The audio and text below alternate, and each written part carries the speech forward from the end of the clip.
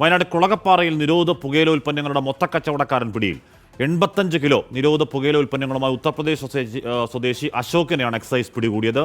സുർജിത്ത് അയ്യപ്പത്ത് വിവരങ്ങളുമായി. സുർജിത്ത്, 85 കിലോ എന്നൊക്കെ പറയുന്നത് വലിയ അളവാണ്. അപ്പോൾ ആ ഏരിയയിലെ പ്രധാന ഡീലർ ഈ പുള്ളിയാന്ന് തോന്നുന്നു അല്ലേ, അശോക്?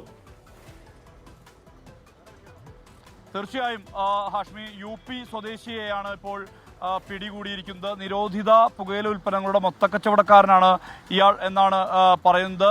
അതായത് ഒരു പാഴ്സലുമായി ബന്ധപ്പെട്ട് നടത്തിയ അന്വേഷണമാണ് ഇത്തരത്തിൽ ഒരു ആളിലേക്ക് എത്തുന്നത്. കൊളകപ്പാറയിൽ പ്രവർത്തിക്കുന്ന പാഴ്സൽ സർവീസ് ജീവനക്കാർക്ക് ലഭിച്ച ഒരു പാഴ്സലിൽ ലഹരി വസ്തുക്കളുടെ സാന്നിധ്യമുണ്ട് എന്നുള്ള ഒരു വിവരത്തിന്റെ അടിസ്ഥാനത്തിൽ ഇവർ എക്സൈസ് ഉദ്യോഗസ്ഥരെ വിവരം അറിയിച്ചു. ഇതേ തുടർന്ന് സുൽത്താൻ ബത്തേരി എക്സൈസ് ഇൻസ്പെക്ടർ ആണ്, അവരുടെ നേതൃത്വത്തിലാണ് ഇത്തരത്തിൽ ഒരു അന്വേഷണം നടത്തിയത്. ഇന്റലിജൻസ് ബ്യൂറോയും ഒപ്പം തന്നെ വയനാട് എക്സൈസ് ഇന്റലിജൻസ് ബ്യൂറോയും അവരുടെ നേതൃത്വത്തിലാണ് ഇത്തരത്തിൽ ഒരു അന്വേഷണം നടത്തിയത്. ഈ അന്വേഷണവുമായി ബന്ധപ്പെട്ടാണ് ഇയാൾ അശോക് നിവാസിലെ അശോക് എന്നാണ് പേര്, ഇയാളുടെ പേര്.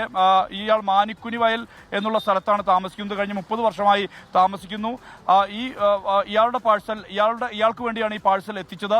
ആ പാഴ്സലിലാണ് ഇങ്ങനെ ലഹരി വസ്തുക്കൾ ഇറങ്ങിയത്. ഇതേ തുടർന്ന് ഇയാളുടെ വീട് വിശദമായി പരിശോധിച്ചു. ആ പരിശോധനയിൽ ഹാൻസ് അടക്കമുള്ള നിരോധിത പുകയില ഉൽപ്പന്നങ്ങൾ 85 കിലോയാണ് പിടികൂടിയിരിക്കുന്നത്. വലിയ അളവിൽ ഉള്ള ഇതാണ്.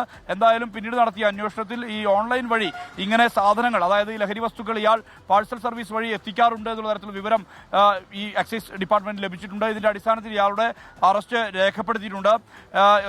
ഇതുമായി ബന്ധപ്പെട്ട റെയ്ഡിൽ എക്സൈസ് ഇൻസ്പെക്ടർമാരായ P. ബാബുരാജും മണികണ്ഠൻ VK ഉൾപ്പെടെയുള്ളവരുടെ നേതൃത്വത്തിലാണ് ഈ റെയ്ഡ് നടത്തിയത്. ആ റെയ്ഡിലാണ് ഇത്തരത്തിൽ വലിയ അളവിൽ, അതായത് 85 കിലോളം വരുന്ന നിരോധിത പുകയില ഉൽപ്പന്നങ്ങൾ പിടികൂടിയിരിക്കുന്നത്.